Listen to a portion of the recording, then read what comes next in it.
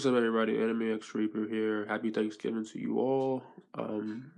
What better way to start your Thanksgiving than reading a One Piece chapter? Now, I will do a quick summary of chapter 846 since I didn't review it last week. I had a busy week. I was dealing with a bunch of stress regarding school, regarding friends, and a bunch of other stuff. But 846.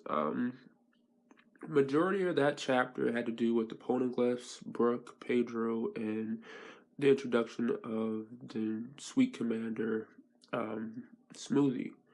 One of the Sweet Commanders, Smoothie, who is a female, and I'm very, very thankful that she's a female because um, majority of the villains in One Piece, like the powerful villains in all of anime, actually, not just One Piece, are usually males. So it's good to have it just for it to just differentiate from just the norm, you know.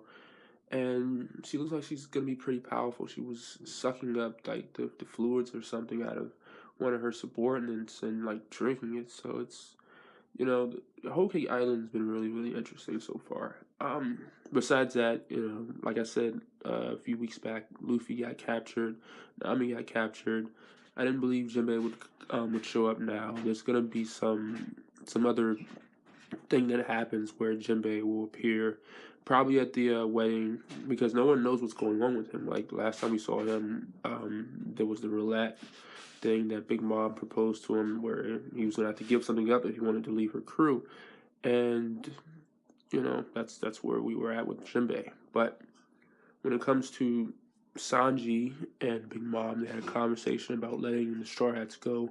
Definitely, had to just reminiscent of the Robin and CP9 thing in Water 7 when she was like, hey, let my friends go and I'll leave with you guys. No fight, no words. I'll go and you guys can execute me, interrogate me, execute me, whatever. So it definitely was similar to that where Sanji's like, hey, I'm gonna go to Big Mom, and he she's just so preoccupied with the wedding where she's like, I need this wedding to go off without a hitch. I need the Germa fighting power, to become Pirate King.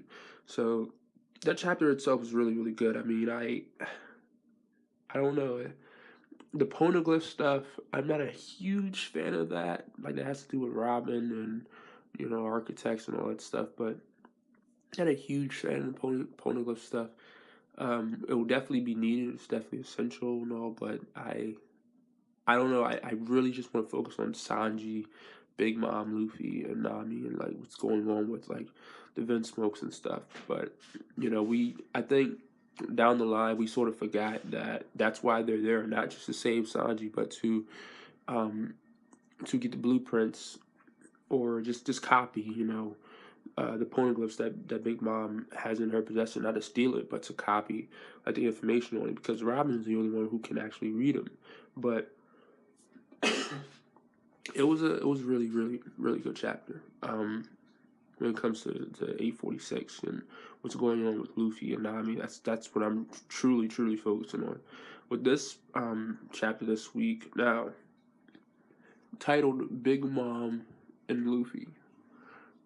It was heavy when it came to the conversation that they had where Big Mom's basically saying she's not as evil and as like cruel as everyone sort of made her out to be before the arc started. Like she's actually really, really calm and composed. She's like Luffy's still talking smack to her, chained up, and she's like, yo, she's just laughing. She's like, hey, I mean if I wanted you dead, I could kill you right now with no issues. Um and they talk about basically how Luffy's like, hey, I remember our promise, and if that promise is done, I'll pick a fight with you again. Like Luffy, he's he's incredibly bold. Doesn't matter who he's facing. You go all the way back to Marineford where you had Akainu, Kizaru, and Aokiji standing in front of him, blocking his path. Like Luffy didn't falter. He was like, "Yo, I'm gonna throw this long piece of whatever he threw at him," and and it's all right. Um, he basically broke through those guys, and he doesn't falter when it comes to anybody. No Yonkos. He can stand before Kaido. He wouldn't have had the reaction that Kid um, Kid, Apu, and Hawkins had. Like Luffy, if he was in their shoes, I don't think he would have been intimidated because that's just the way Luffy's mind is. It's like he doesn't get intimidated by anybody. Um, and that's his mindset. But the conversation with Big Mom was basically him saying, "Hey, I will save Sanji no matter what. I will pick another fight with you again. I'll fight you right now, even in my current condition," is what Luffy's saying. And then they speak on Lola. You have a flashback to Thriller Bark where, um, basically, you know, it's just Lola and Nami's conversation where she saves. I'm not gonna lie, I kind of skimmed over it because I remember all of Thriller Bark. It was one of my favorite arcs in One Piece. Um, but Big Mom says, hey, she says something really really critical, really really important. When she's like, yo, I hate her. Like I'll send an assassin after her right now if you give me her location. Like she ran away from one of my most important marriages. Like, if she would have married the person had her proposed to, or proposed to her, then I'd be Pirate King right now. I could defeat Shanks, I could defeat Kaido, I could have defeated Whitebeard, all those guys, and be Pirate King right now if she didn't run away from the marriage. And I mean, for her to say that, who was she supposed to marry?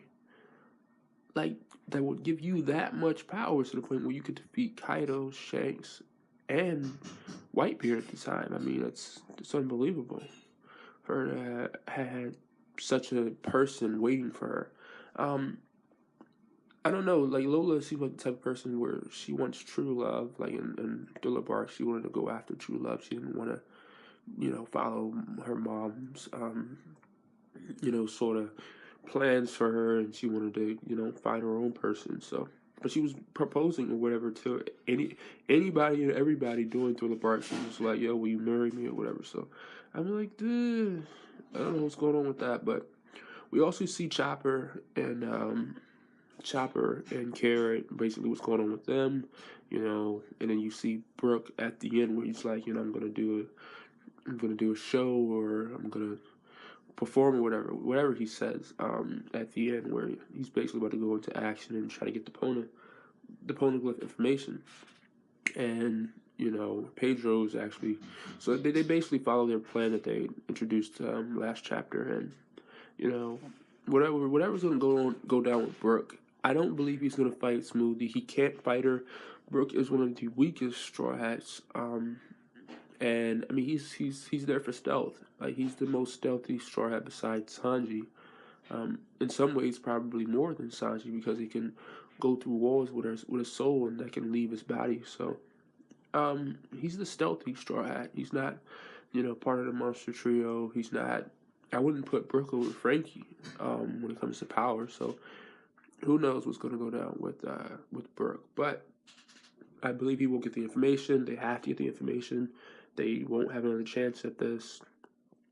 And whatever happens, happens. But it was a really, really, really good chapter. Like I said, you had Chopper and Carrot. They're basically about to. Carrot is about to be cooked. It's going to be cooked alive. Where you have Chopper basically saying, "Hey, I'm in these chains and I'm in heavy points, so I'm actually in a situation that I want to be in. I planned this." So he's gonna try to bust out and save her. Now you have all the Straw Hats basically captured, like, or engaging in, like, they're in battles, or about to be in battles. Like, it's really strange how it's set up, because if they all ended up captured, you know, what's going to go down with Sanji? Like, I truly believe Seth is at the wedding. He has to be at the wedding. He has to. Because I don't see how Sanji gets out of this situation without Zeph dying, or them defeating Big Mom and the Vince Smokes entirely, which they don't have the manpower to do right now. It's just not going to happen. So he has to die, or they have to defeat the Vince Smokes. Or maybe, I completely forgot this. I completely forgot. And this was big in the chapter. Big Mom and the Vince Smokes conversation, where she gets pissed off at Judge mentioning the words giants, and him not seeing any. The faces Big Mom makes in some of the panels where she's pissed Oda art. It's amazing. Now, I think there's gonna be something that goes down with Judge because Judge Big Mom because she looks back at one of her subordinates when he says he's rattled by how cool the Vinsmokes are. Big Mom, the face she made when she looked at him, she was angry. I don't know what's going on with the Giants and how Big Mom feels about the Giants. We know she wants to have like a party or whatever where she can look at everybody at like eyes length, but that was really just weird. Like the conversation she had about the Giants with Judge because the face she made. But it was a great chapter. Like, comment, subscribe, and I will definitely do a review of next week's chapter.